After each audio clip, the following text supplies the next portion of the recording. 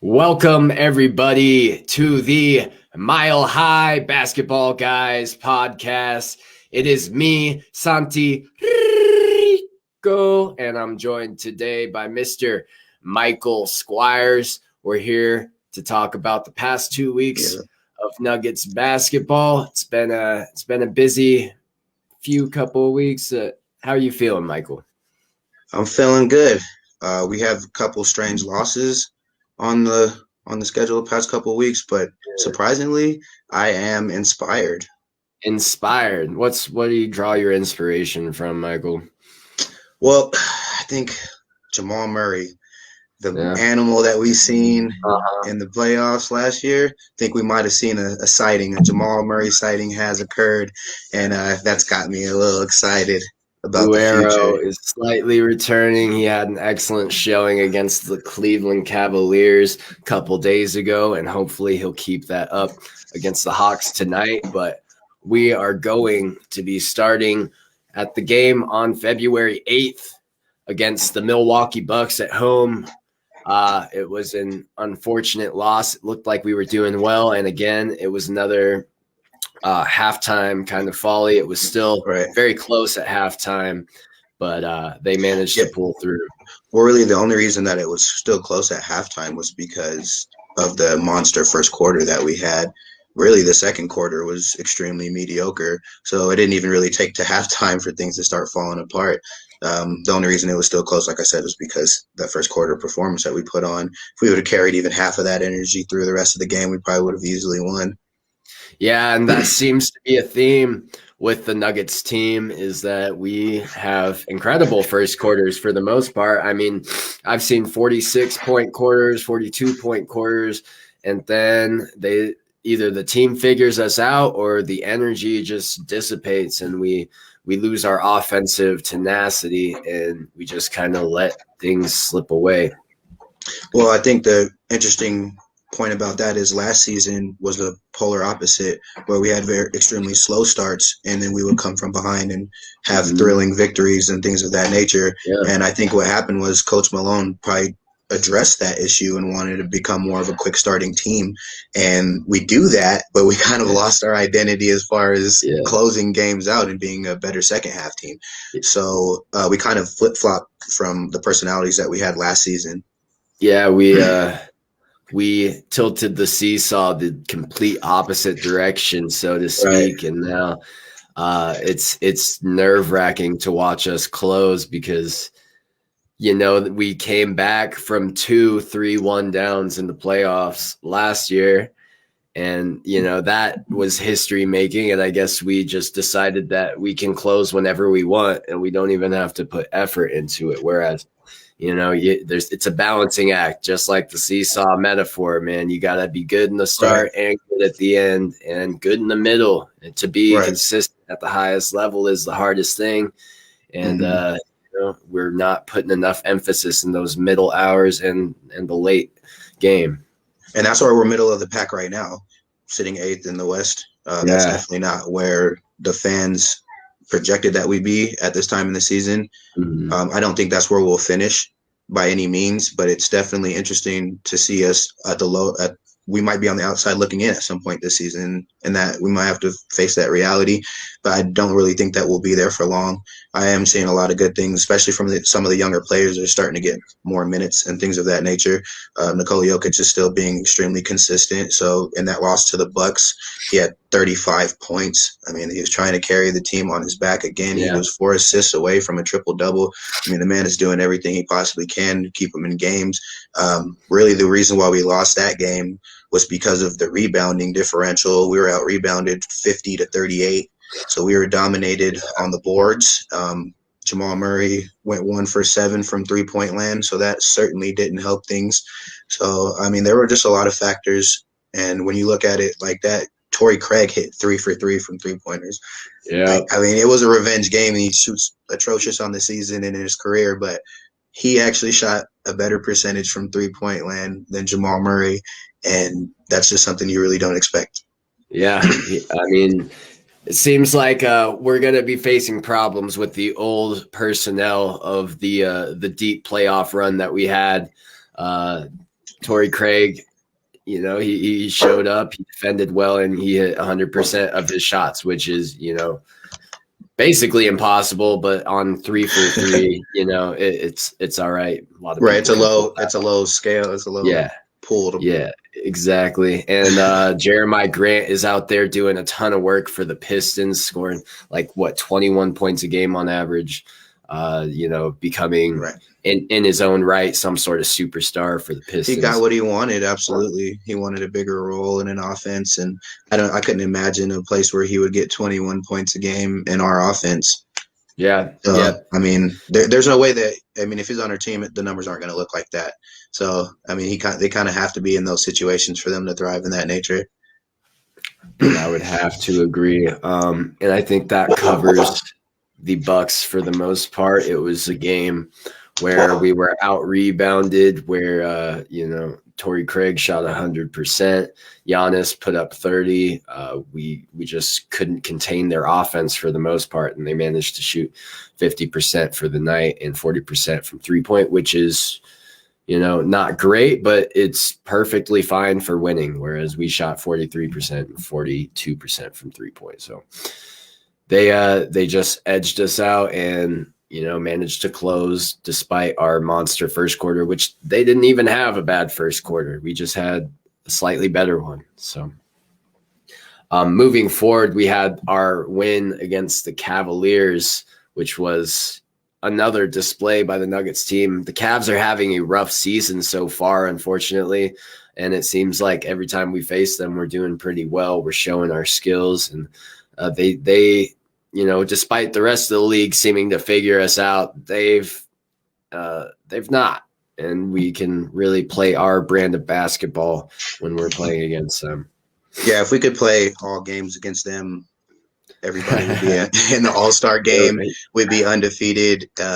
We'd look great. It'd be every fan's dream. It'd be like your career on 2K when you take over the team and put it on the easiest setting, and then you just ball in every game. That's what it would look like. But unfortunately, that's not the case. But I do enjoy when we play the Cavs because I feel like that's a win in our favor. Nicole Yokic again had a great game, 4 assists away or 4 rebounds away from a triple-double on that one. And an interesting fact about that game was all the starters there was no starter that had less than 22 plus 22 in a plus or minus category.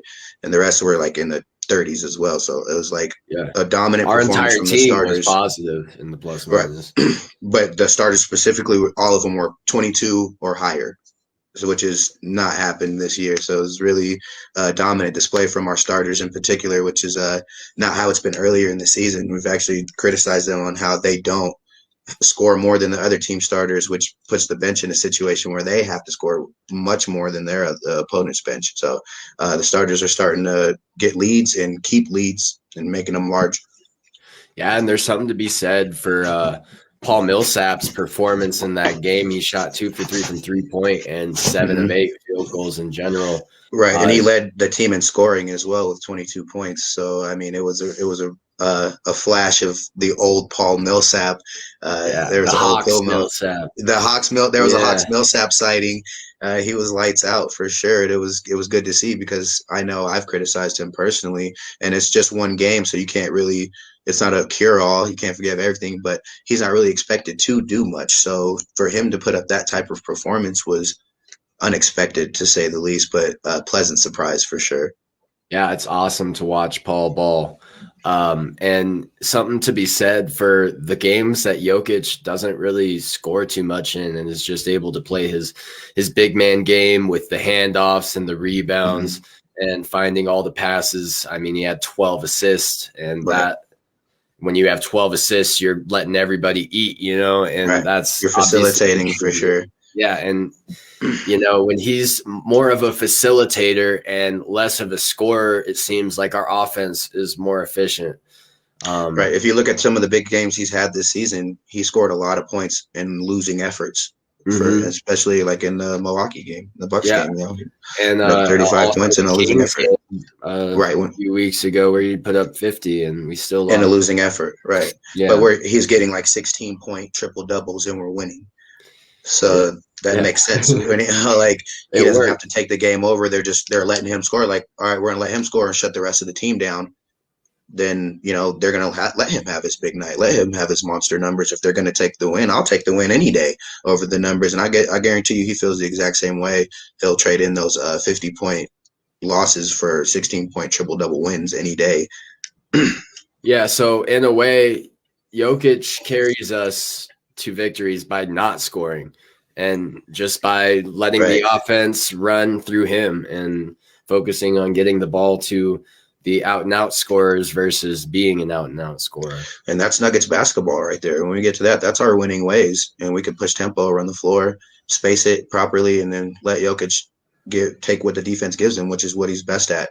And I also wanted to point out in that game that Will Barton went plus 29 and he shot 70% from the field.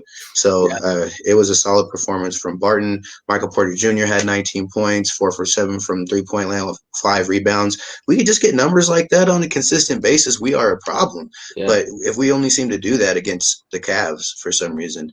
So I just if we could just find that recipe, find that confidence, even if we're playing an LA Lakers or a Clippers type of team, if we play with that type of confidence, I don't think we'll have a problem making it to at least the second round in the playoffs.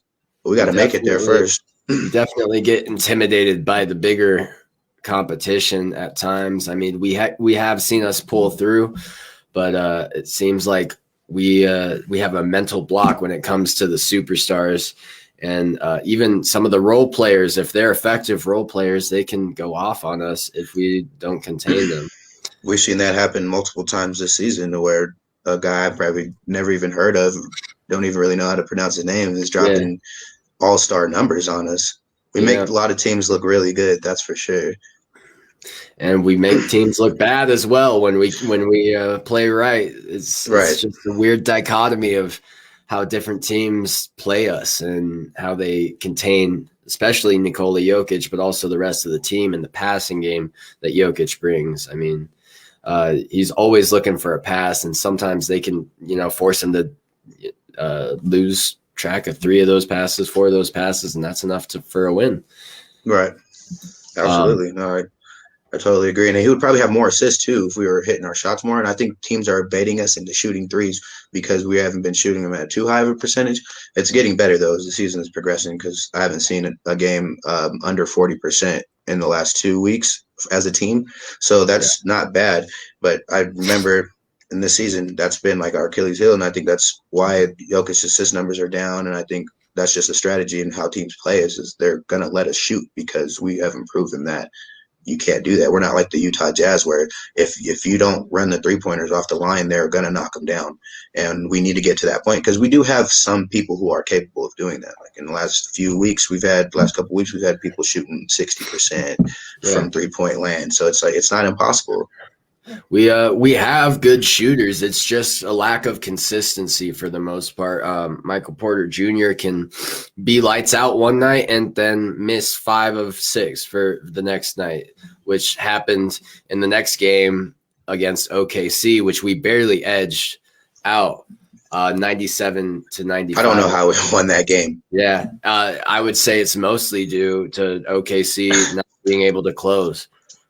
Their starters went. A lot of their starters went in the negative, but it was an ugly game. That game, if we would have lost, I actually probably wouldn't even have been mad. I don't even feel like that was a game we deserved to win, but we found a way to pull it out. So I guess that's a good thing because we haven't been doing that lately. We've been finding ways to lose. So finding a way to actually pull a close game out was a sigh of relief. But I honestly don't even think it should have been that close. Yeah, the OKC team is really run down right now. They don't have Shai Gilgeous-Alexander. They don't have George Hill.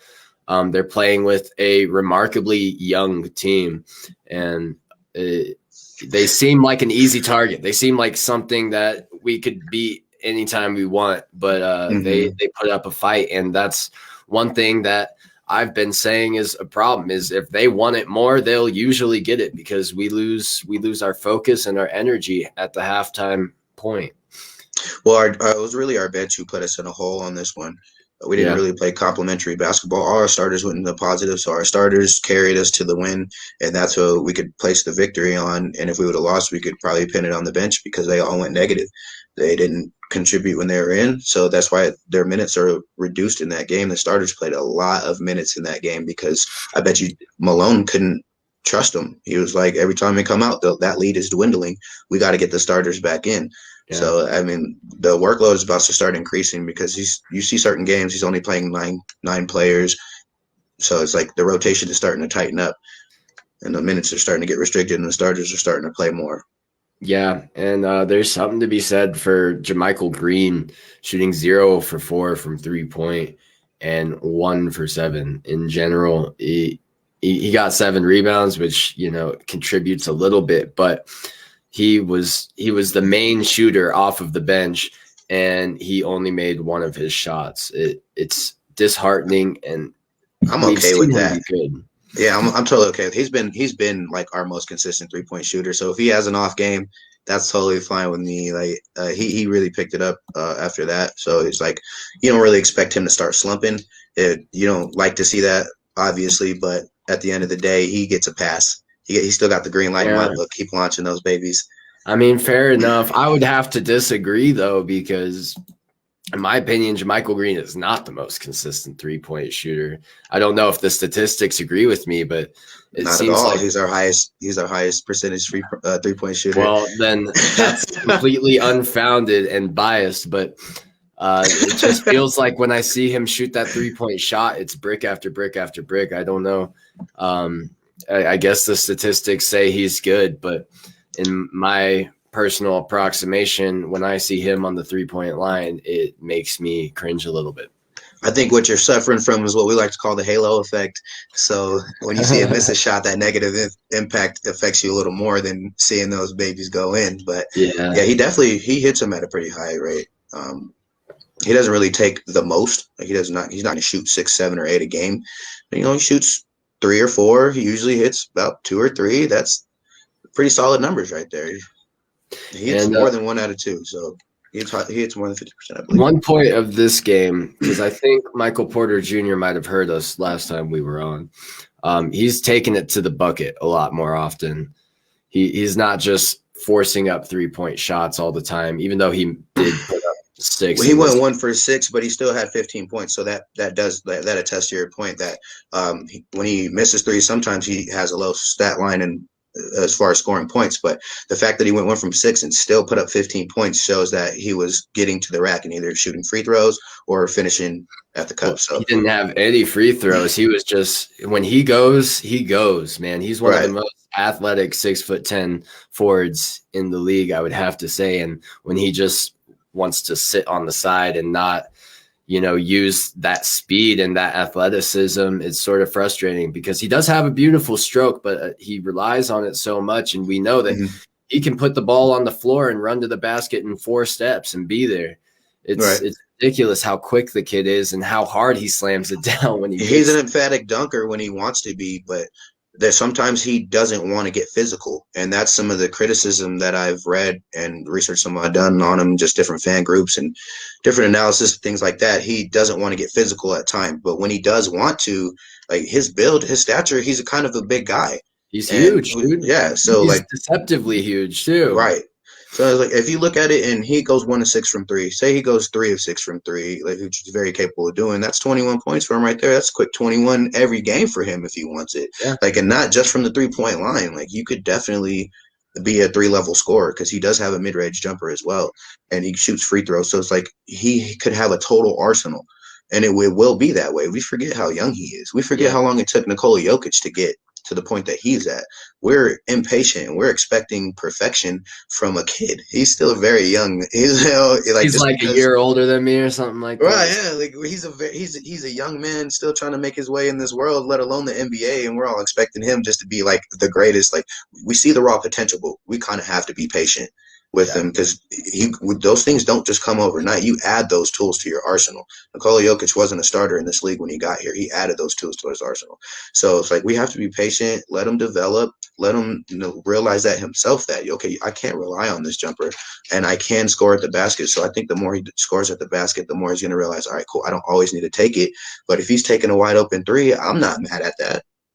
I certainly am. Well, yeah, I that's what I'm saying is wide open three, go for it, son. Right, I have pull it. no But problem sometimes he with does that. take those contested ones where you're right, he should put it down and maybe try to collapse the defense and pull a big guy out, dish it to, you know what I'm saying, play some basketball. Yeah, he could just take a dribble and take a sidestep and have the guy run right past him and take that shot. But sometimes he thinks he can get it off before the guy's there. And he thinks it's because he's tall, he could just shoot over him. Like, I'm just going to shoot over this guy. You can't shoot over everybody in this league. And that's why these skill sets are put into place. That's why there are fundamentals in this game. Like, that's a very good point that you make. A quick head fake and a sidestep. I mean, how many people do you know that do that easily and clear themselves open for space? It's mostly veterans, man. Yeah, right. It's a veteran move. The rookies are just jacking it up because they're like, they don't know any better. So, I mean, the potential is there, though. You see it. You see it night in and night out. Even when he's struggling, like but the wide open looks he gets, you just know once he's hitting those on a more consistent basis, it's going to be a wrap. Like I get excited when I watch Michael Porter Jr. plays. Yeah. I do too, man. I love watching Michael Porter Jr. I think he's going to be him, Jokic, and Murray are going to be our big three if we can manage to keep him for the next few years. I mean, we're going to have a whole team. It's going to be awesome. And yeah, we edged out that 97-95 victory against OKC. We shot like 25% from the 3-point line. Like I said, I have no idea how we won this game, but I will take it because a W is a W, and that's the way that the record books will always show it. Yeah. But like, just even watching the game, I'm like, I have no idea how we won that one, but I will take it, and I am happy. Yeah. And then we go on to get a victory again against the Los Angeles Lakers, which was awesome, man. They basically creamed us the last time we saw them. Absolutely. LeBron James closed out the game for them. One Jokic thing that could be said, isn't this the game that Anthony Davis got injured in around the third quarter? Yeah. He was injured, but I mean, he still had a decent stat line, and the game was well within hand before he went out. I do want to mention that. Like, we beat him. There's no excuses, but it speaks to the inconsistencies of our team. Like, we ride so many emotional waves. The highs are really high and the lows are extremely low. Like, some of the losses we take, we shouldn't take those losses. And some of the wins that we get, I'm surprised because of the way we played before. It's like, we need to find some consistency. And I'm sure you could say that about any NBA team, but we're talking about our guys. So yeah, we need to be way more consistent. Like this win, I'm not going to lie, I was almost surprised that we won so handily. I was like, we handled them, and 17-point differential. That's handling. No one wins a championship around this time. So like, that's only one game in the season. You know that the Lakers will be in the playoffs and they will be playing their best basketball by that time. But I think it was for confidence, and it was a good building block. Yeah, absolutely. And Jamal Murray put up 25 points, 7 for 7 free throws, and 4 for 10 from 3-point.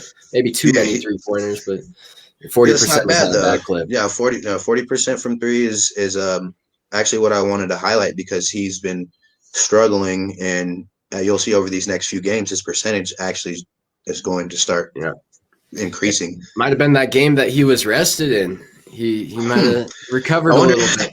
I wonder if anybody mentioned that, like the Mile High basketball guys or anything of that nature. Yeah. Maybe it was the 5280 Basketball Insider. Who knows? I don't know. Maybe we've written an article. I don't know.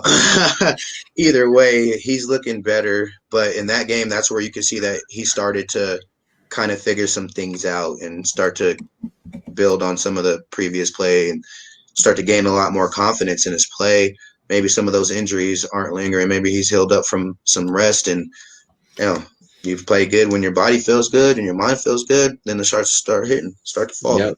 Yep. When you're dreading having to put your body through all that, you're not going to make those shots, unfortunately. I mean, he wanted to play, but I know he felt every step he was taking and every shot he was taking. So it's good that he got that rest. And also, can we just talk about Zeke Naji? I was just about to bring him up, actually. He's been go ahead. Go pretty stellar. Well, I mean, just him and Campazzo were the two people that I was going to kind of highlight as the newer additions that are starting to kind of pick it up. Like, I've been a fan of Campazzo, but I've really wanted to see Zeke in and see what he can do. In his first couple times in the rotation, he wasn't really looking that solid, but now he's starting to look like a first-round draft pick. So I'm very excited to see him start to come out of his shell. I'm excited to see Michael Malone start trusting some of these younger players, which I don't know, we might have mentioned that as well in some of the earlier podcasts about how we're relying on this veteran rotation that's really not getting the job done. And we let a lot of veterans go for some of these younger guys. So why are we not letting them try to show us why we did that? Show the world that we're not dumb for letting people walk when we got this young talent. We got to play them. And Naji is stepping up, 16 points that game. And he went positive. The bench went positive that game. Campazzo, 15 points, 4 assists, 2 steals. That's what we asked of him. That's what we brought him in for. Drop a couple dimes, put the ball in the hoop a couple times, and get some steals because he plays the passing lanes very aggressively. So he does. I mean, he's a little Argentinian pit bull out there, man. He is, man. You see him running around. He's so energetic, man. He'll run. Yeah, absolutely, man. In that Lakers game, he looked like he deserved to be in the NBA. Like, I loved his play. He played with some maturity. He played with passion. He played with smart aggression. It was just, people have been like bagging on him since he's been in the league, and some of the groups I've been following, and I'm like, this is unwarranted because he's tiny, but he's little, but he's a fighter, man. He's got the heart of a 7-footer for sure, man. Absolutely, man. and he hits timely threes. A lot of people, like, any 3-pointer is great, right? You want those 3 over 2 anytime you can, but I feel like when he hits threes, they're at key points in the game. Like, we need a basket, or momentum is getting ready to swing, and they're doubling somebody else, so they're going to leave him open to see if he'll hit it or not. And if he hits it, it's like, all right, that puts a little hole in your game plan, because you can't do that. You can't let him just sit there and shoot his way out of the game. So we're making huge strides on our bench, which hasn't been the worst this season, but we haven't really had that consistency thing that we've been talking about. So seeing Campazzo and Naji, and Hampton's been showing flashes of brilliance, but he's had his rough games too, which you got to expect. And Naji's had his rough games too. He just you look past it sometimes when you see the flashy dunks and all that. Yeah, you gotta let him develop. Absolutely. The poor displays shouldn't keep them, riding the bench. They have to still keep playing and, recompense for those failures in the past. You can't just let them. You have to see if they learn from those mistakes. You have to see if they learn from it. Then you'll know what type of player you had. Like, all right, is he actually developing? All right, he's a coachable player. That's going to give you more time. So I really think that they've absorbed some of the system, and they're coming in and doing what the coaches are asking them to do. And they're young, they're fresh, they're athletic, so they're getting more opportunity, and they're getting a little more efficiency from it, because some of the veterans are kind of lacking in that. They're just trying to rely off just pure fundamentals, but sometimes pure fundamentals doesn't get it all the way done. You need that certain level of athleticism, the pizzazz. You're right, absolutely. Yeah. Because they bring it when they're in there. When the young guys are in there, we look fast. We look like we could run a team off the court. They want to be out there, man. They really want to be out there. Sometimes a little bit too much, like Michael Porter Jr. shooting 3 for 11. Sometimes you want it so much, and you don't really see what's in front of you. So he had a really disappointing game on the offensive end, but he still had 2 blocks. So he's showing some flashes that he's a two-way player, and he definitely could be. He's not just a scoring machine. He can be on some games, and some games he'll shoot 3 for 11. But if he could really foundationalize that defensive end, I mean, he could really go on in this league. I totally agree. Once he starts putting it all together, like we mentioned earlier, he's young and still developing. Like, he's still adding tools to the tool bag. Once the tool bag is complete, like, look at like 2 or 3 years down the road, if you can envision that, he's going to be a problem in this league, because he's already coming up on coaches' game plans now. I bet you they tell people, do not leave Michael Porter Jr. open on the 3. And that's just only on the scouting report right now. So it's going to be like, all right, we'll chase him off the three, but also we're going to have to protect the mid-range in case he pulls up a jumper, or protect the rim in case he decides to go and dunk it, or watch the back door in case he passes it. Like that, when you become that deep, now you're a threat. Like right now, he's like a one, you know what I'm saying, a one threat. He could be a triple, quadruple threat. And I don't think once he realizes that, once that clicks in his head, I think we'll see it. But all right, now he's starting to figure it out, because even if you shoot 3 for 11, people have off nights. But like you said, you have 2 blocks. You got to get it. You got to get involved somewhere else. You can rebound. You can still defend. You can still pass the ball.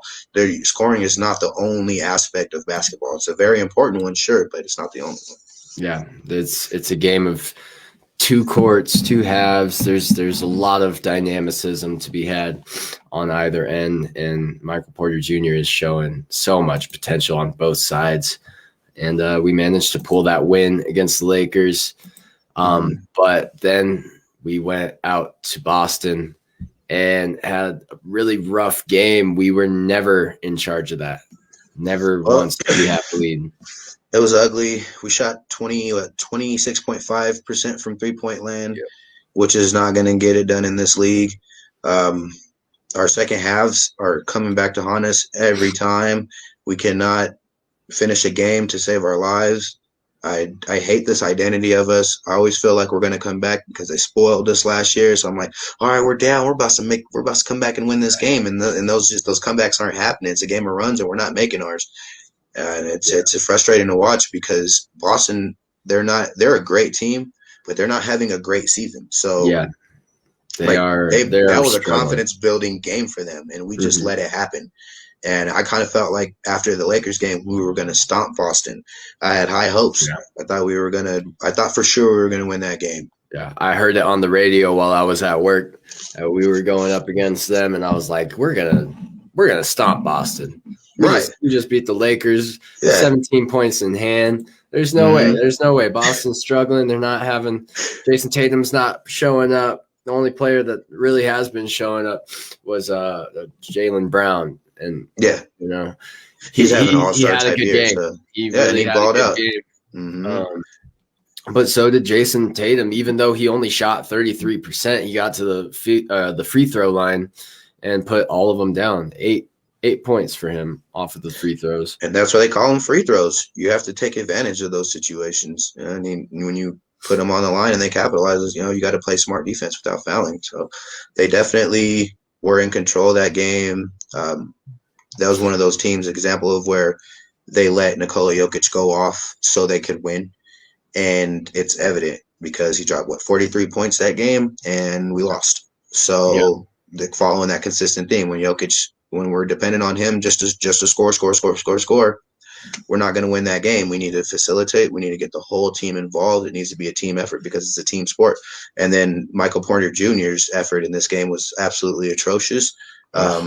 He looked like a deer in the headlights out there. He looked like he almost didn't even want to be on the court. And that games like those are extremely frustrating, but also very necessary, because you need to point back to games like this and be like, well, what did I do wrong and what can I do to improve so I never have a game like this again? Because what is he, 0 for 8 from the field, 0 for 5 0 for the Gopher. He went 0 for the Gopher, and you don't want that. You can't have that from a Michael Porter Jr. You need him to hit a basket or 2 at least every game. It's like, if you're taking 5 3-pointers, you need to hit 2 of them. That's not uncommon. So he needs to be able to be more consistent. We've called upon him to be a contribution, not to be a perfect player, not trying to rush the process, but he is a good enough player now to be a healthy contribution with the skill sets that he does have. So when you go 0 for 8, that is just not going to get it done here. Absolutely not. But we did see Jamal Murray go off for 25 points, shades of the blue arrow, shooting 9 for 16 and 4 for 8 from 3. I mean, he's building on that percentage I was talking about. So 40% from the Lakers game and goes up to 50% in Boston. Who is this guy? I don't know. Looks like the blue arrow making a guest appearance, but we don't need no guest appearances. We need the full blown. Yeah, we need somebody who's not going to give up 9 turnovers. Denver needs you, Blue Arrow. We need you to suit up. Yeah. He lost the ball so many times on his drives. It was it was so sad to watch. Well, it's like the confidence with your shooting goes kind of with the dribbling, I feel like, as well. It's like, you know what I mean? It all plays in with your defense, with your ball handling, with ball security, everything. It's just, it all boils down to your confidence levels. And one thing can shake your confidence and it'll affect the rest of your game. Yep. And he's starting to build that confidence up at this point. And that's what I like to see. But, still didn't get us the win, and we were never leading in the game. Facundo Campazzo got 40 minutes in the game, which is absolutely. He started. Yeah, I know. And he put up 15 points?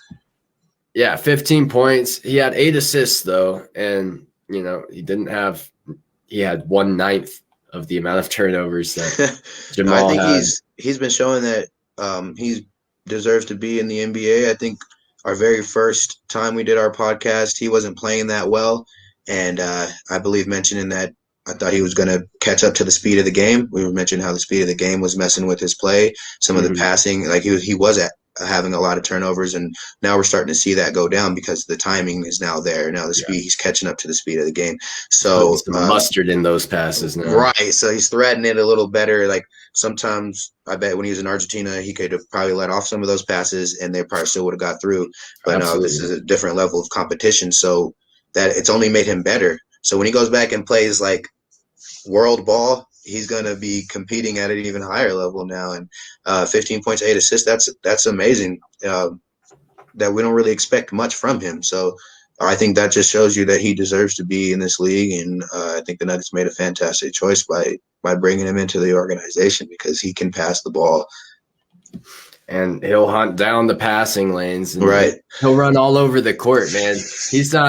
He'll run from some open shooter in the 3-point corner, and they make the pass to the freaking top of the key 3-point, and he'll run that whole way. He'll follow the ball just to close out. Yeah. Now he'll sprint it. He runs fast. He runs hard. He leaves it all out there, and you got to respect that. I appreciate that as a fan.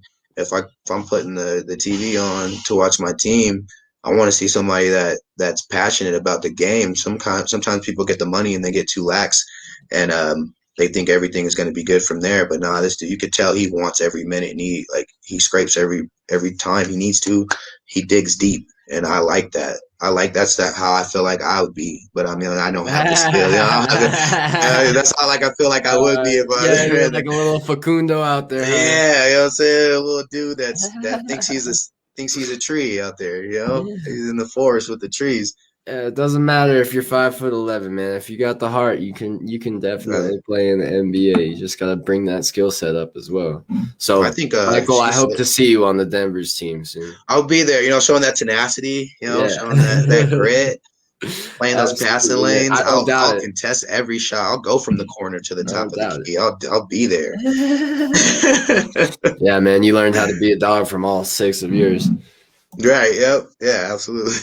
All right. And yeah, it was a disappointing loss, but shades of confidence, shades of what we could actually become if we could, capitalize on our opportunities, not force the ball as much as let it flow.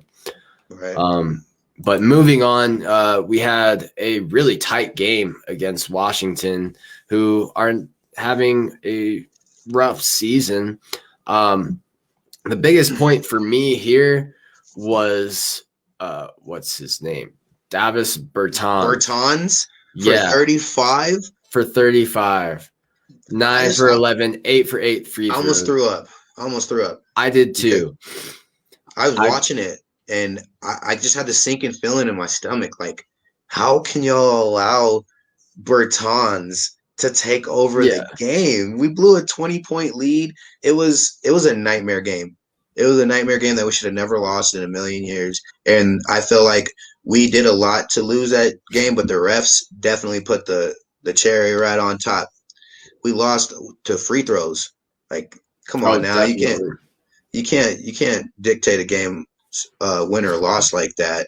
You kind of got to let him play. And I feel like Green, he was kind of floating sideways, but he went straight up for the most part. Like, he didn't slap down.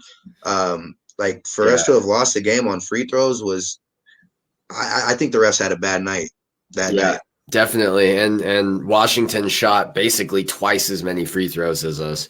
And it was a poorly officiated game for sure. Yeah, we were not fouling nearly as much as the refs seemed to think we were. Jamal Murray had a 35-point game though. Right. He was shot shooting 50%. Yeah, he was shooting great. He was shooting great. We saw the blue arrow.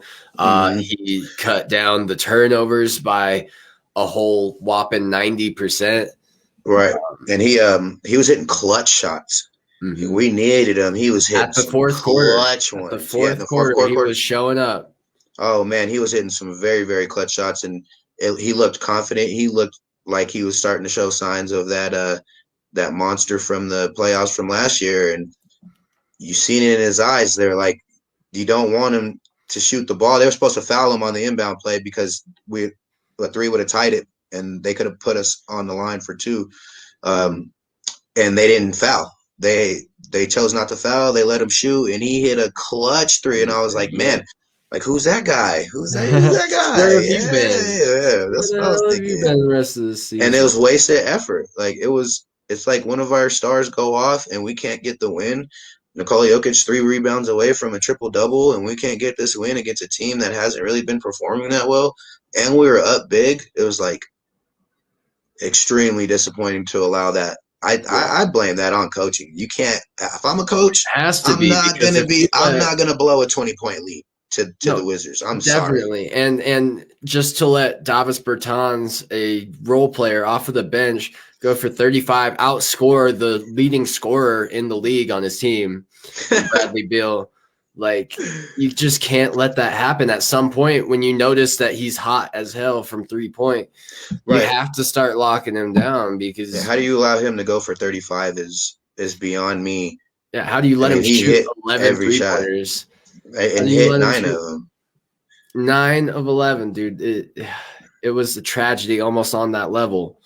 It was crazy. And then for it to come down to the referee's whistle, I mean, yeah, it was tough to watch because that was a game that I kind of already had in. Oh, that's a W right there. Basically.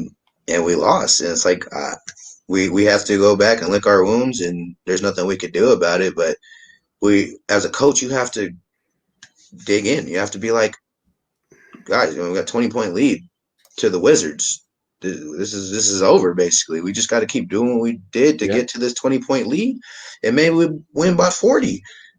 But possibly. To lose by 2, oh man! Yeah, we just let off the gas pedal and basically slammed on the brakes. Yeah, I was beside nothing myself. For us. We had a 41-point first quarter, and they had a 46-point second quarter. Like we said, our second quarters are starting to be a problem. Like we start extremely hard. The first quarter, we've put up a couple 40-pointers. Mm-hmm. A couple 30s pluses too. Like we've had some extremely high. We usually score like 35 plus in the first quarter. And then I don't know if it's coaching. It has to be coaching adjustments. And so we just need to be adjusting to their adjustments, because how can you go from a 40-point quarter to a 20-point, like literally 40 to 20? It's like they figured it out in a quarter. Like, are they really that good a coaching staff over there to where they could just put a halt to you in over quarter to quarter? Usually, okay, half to half, I get it. You have a little more time to make your adjustments, but quarter to quarter, like, oh man, this is. I don't know. I'm starting to question Malone. I'm starting to question. Oh, you're starting to question him, man. I'm starting I've been doing. I mean, I've always had my reservations about him, but my thing of what I gave him some leeway with was the fact that you can't just accidentally get a win in the Western Conference Finals. You can't be a bad coach and get a win in the Western Conference Finals. It's just impossible. So that's when he grew on me. But it's like some of these tendencies that he does. He lets teams go on so long runs without calling a timeout. That thing is like it's a pet peeve of mine. I'd be like, please. I'd be yelling at the TV, please call a timeout. Just to gather for a second, and he'll just let it go. He'll let the 20 lead go down to like 8 real quick. No problem. He's touted as defensive minded as well. That's what they call him. That's what they call him. Not true. It's not at all true. Look at our offense and look at our defense and tell me which one's better. So we don't do one great thing defensively at all. No, we don't. We So don't have perimeter defense. We don't have inside defense. We don't get blocks. We get steals on occasion, but it's right. very, And I can't even really blame it on personnel there. anymore, because if you're a defensive, what they call mastermind, you should be able to take whatever you have and put together a defensive scheme with that. And that's the ability of a great coach. And I right now I don't feel like he's a great coach. I feel like he's a good coach, but we need a great coach to kind of get us to that next level. Yeah. Yep. I would have to agree wholeheartedly that Mike Malone is starting to make me doubt the efficacy of him as our head coach. Yeah, I have my doubts of a lot of the choices in his philosophy, but I'm just a fan. That doesn't really mean anything. But at the end of the day, when your philosophy is just kind of starting to like blow easy wins, like when you have a 20-point lead, that's got to be something due to coaching. I don't imagine. I can imagine Popovich blowing that lead with this team. Absolutely. If I'm being completely honest, but he's the greatest coach of all time, in my opinion. So it's kind of hard to say he would blow a lot of that. But yeah, you see Mike Malone go up against good coaches like Pop and other coaches. He usually doesn't come out on top. Right. So maybe Mike Malone needs to develop a little bit. Maybe like he feels a little stubborn to me. Like you need to grow as a coach. Like, things will happen. I know you need to have your philosophy, but if it ain't working, I mean, you're the one that makes the adjustments. It's up to you. This is what you get paid for. It's literally your job. So I'm asking Mike Malone to coach these boys. Let's get them up to par. Let's get up these rankings. We should have some home court advantage in the first round of the playoffs, and we're looking like we're scraping to get in. I mean, yeah, the home court advantage is basically not a thing, I think, with this season, unfortunately. Right, but I mean, I think it's from like a mental aspect. You know what I mean? Like you're like, oh, I'm home. We're home this series. Like I think it just gives you an added level of confidence. I agree. So disheartening loss where we easily could have won if not for the refs and the absolute all-star display by Davis Bertans. Oh man, if he's not starting in the All-Star game, then that's highway robbery at its finest. He really earned it. He really earned it. No, that's how we made him look, though, for sure. So it's like, why not? Why isn't he starting? I had to go check the lineups real quick. Yeah, for real. But anyway, we'll move on to the latest game with the Cleveland Cavaliers, which I wouldn't say we looked great as a team, but Jamal Murray just went crazy. He gets all the praise for that win.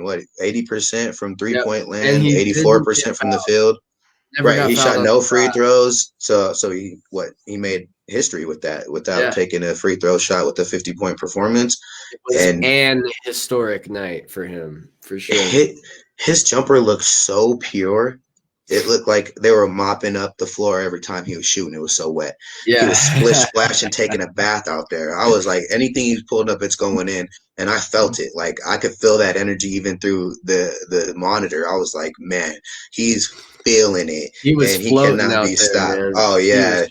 He was a man amongst in and boys. Out, finding a spot, taking the shot. Dunking, threes. I mean, it was a dream game. It was a dream performance. And I think the 3 points, everything. Oh. So then you see the effect of like, all right, so it's been going up. Lakers game went from 40, and then he had back-to-back 50% 3-point performances, and then it goes up to 80. So, I mean, that law of averages stuff I was talking about, I'm talking about, now it's starting to play out.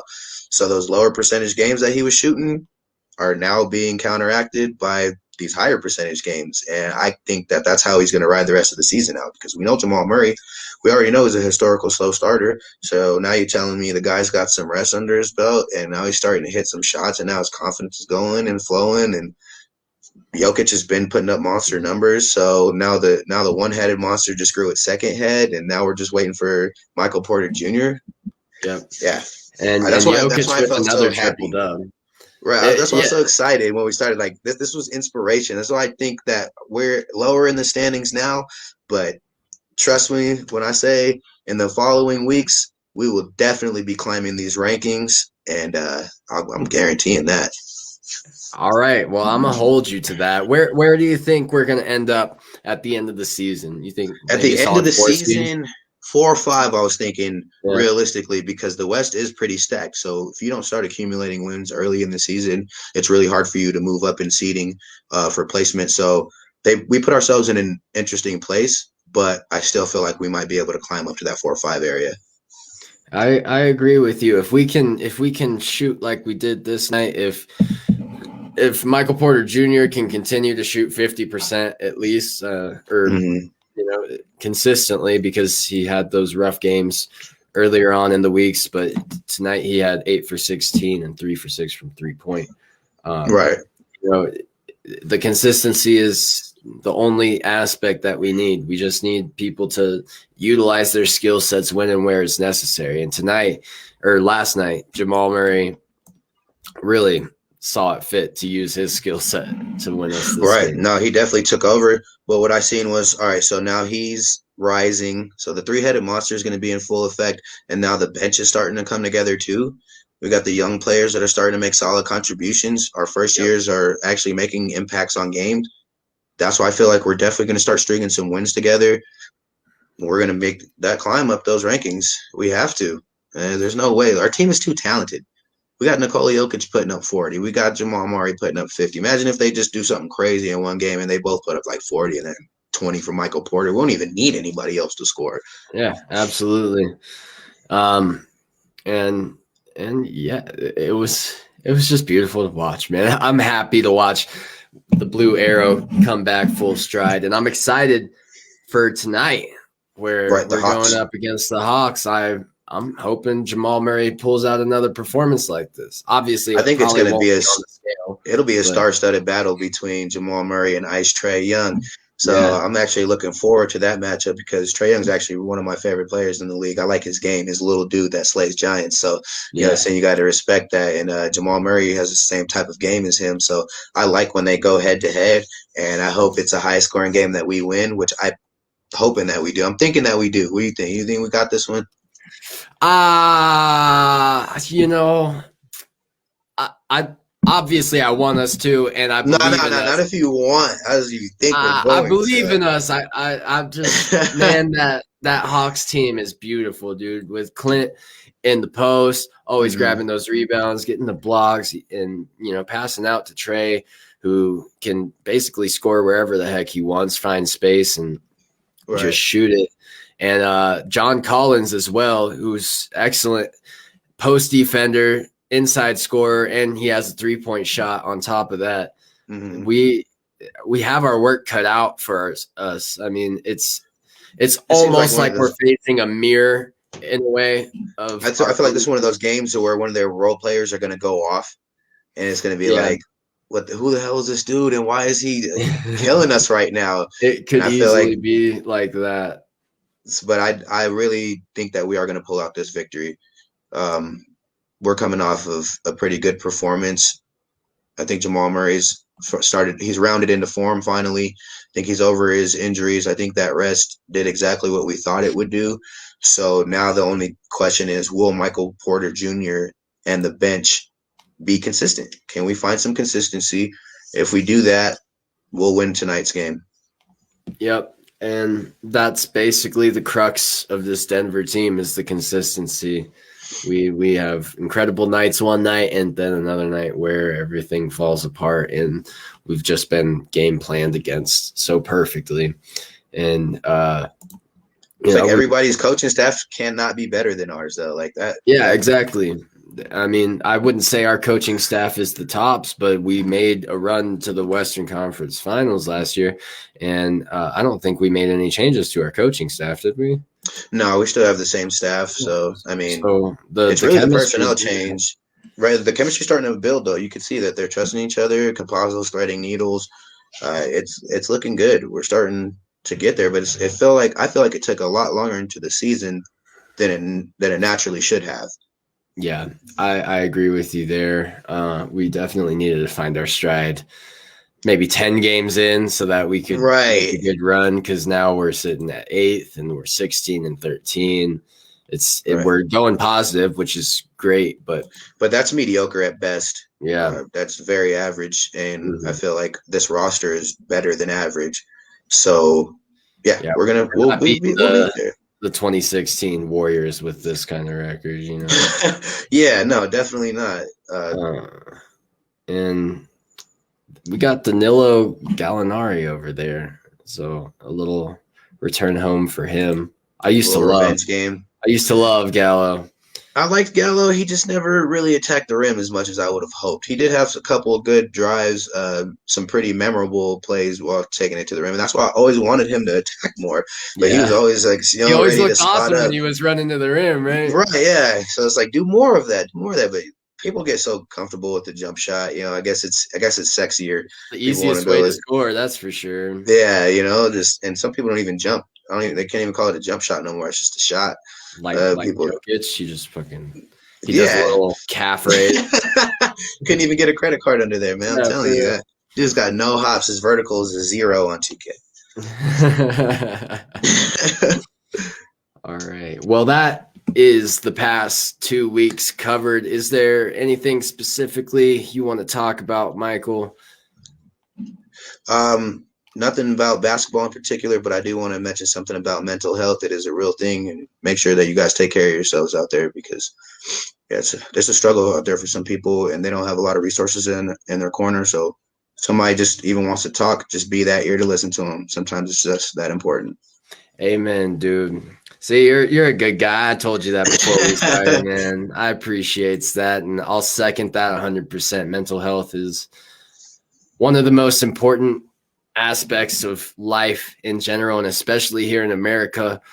We don't give enough attention to it, and you know, you see your friends and family members basically going crazy, and right. You know, you can help with that. You just got to talk to them. You got to bring them out of their own little bubble and help them see the greatness that is this life. That's right, man.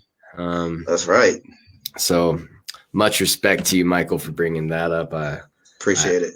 Everybody has those struggles. Not everybody wants to mention it, but there's nothing wrong with it. It's tough to talk about, you know, but I mean, there's a bad stigma about getting counseling and things like that. But I'm like, if you feel like you need it, it's like, damn, go. Yeah, no judgment here. Don't go tormenting yourself thinking you're going crazy. Just go get some help, man. It's important. And take you time, you know. People don't take enough time to themselves, get too busy in this rat race. Life isn't about work, brother. Life isn't about work. I'll say that. Life's about living. Amen. All right, Michael. We're going to wrap it up here. Thank you so much for joining me today. I always appreciate talking some basketball and, you know, just getting to chill for a while. I appreciate you. Captain introduction always starts us off right, gets the energy going, and just feed off of that. And now I will assume my role as Captain Outroduction. And for the Rocky Mountain Pro Sports Report and for Mr. Michael Squires, I am Santi Rico, and we'll see you guys next week.